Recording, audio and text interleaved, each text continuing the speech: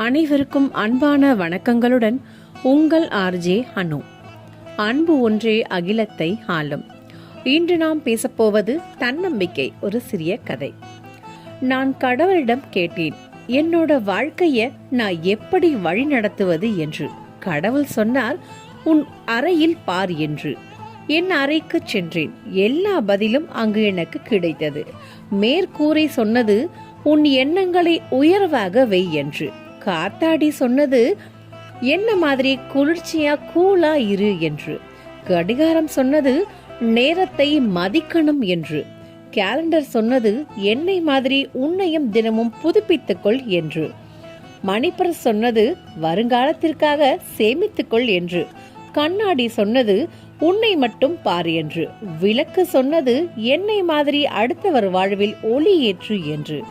ஜன்னல் சொன்னது, பரந்த மனப்பான்மையாக இரு என்று. தரை சொன்னது, எப்பொழுதும் கீழே பணிவாக இரு என்று.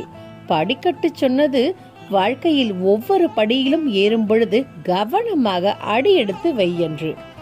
இதுபோல வாழ்க்கையில் நாம் கடைபிடித்து வந்தால் மிக உயர்ந்த நிலைக்கு வரலாம்.